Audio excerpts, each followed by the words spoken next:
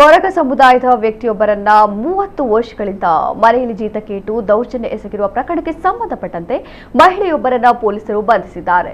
ಕುಂದಾಪುರದ ಹೆಮ್ಮಾಡಿಯ ಕಬ್ಬೈಲು ನಿವಾಸಿ ಸುಬ್ಬಣ್ಣ ಶೆಟ್ಟಿ ಎಂಬವರು ಸುಮಾರು 30 ವರ್ಷಗಳ ಹಿಂದೆ ಕನ್ಯಾನ ಗ್ರಾಮದ ಕೊರಗ ಸಮುದಾಯದ 65 ವರ್ಷದ ನಾಗ ಎಂಬವರನ್ನ ತನ್ನ ಮನೆಗೆ ಕರೆದುಕೊಂಡು ಬಂದು ಕೆಲಸಕ್ಕೆ ಇಟ್ಟುಕೊಂಡಿದ್ದರು. ಸುಬ್ಬಣ್ಣ ಶೆಟ್ಟಿ ಮೃತಪಟ್ಟ ನಂತರ ಅವರ ಮಗಳು ರಜನಿ ಶೆಟ್ಟಿ ಮತ್ತು ಅವರ ಅಳಿಯ ಕರುಣಾಕರ್ ಶೆಟ್ಟಿ ಎಂಬವರು ನಾಗ ಅವರನ್ನ ಮನೆಯಲ್ಲಿ ದನ ಕಾಯಲು, ತೋಟದ ಕೆಲಸ ಮಾಡಲು ಸೇರಿಸಿಕೊಂಡಿದ್ದರು. ಇವರು ನಾಗ ಅವರಿಂದ ದನ, ಎಮ್ಮೆ ಸಗಣಿ ತೆಗೆದು ಗದ್ದೆ ಕೆಲಸ, ಮನೆಯ ಶೌಚಾಲಯ ಸ್ವಚ್ಛತೆ ಮಾಡ್ತಾ ಇದ್ರು. ನಾಗ ಅವರನ್ನ 30 ವರ್ಷಗಳಿಂದ ಬಲವಂತದಿಂದ ಜೀತದಾಳಾಕಿ ಕೆಲಸ ಮಾಡಿಸಿಕೊಂಡಿದ್ದು, ಸರಿಯಾದ ಕೂಲಿ ಕೊಡದೆ, ಉಳಿದುಕೊಳ್ಳಲು ಮೂಲಭೂತ ಸೌಕರ್ಯ ಕೊಡದೆ ದನದ ಕೊಟ್ಟಿಗೆಯಲ್ಲಿ ಮಲಗಿಸುತ್ತಿದ್ರು ಎಂದು ದೂರಲಾಗಿದೆ.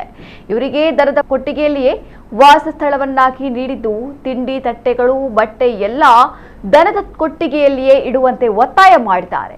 ಊಟವನ್ನ ಕೂಡ ಬಾಳೆ ಎಲೆಯಲ್ಲಿ ದನದ ಕೊಟ್ಟಿಗೆಯಲ್ಲಿ ನೀಡ್ತಾ ಇದ್ರು.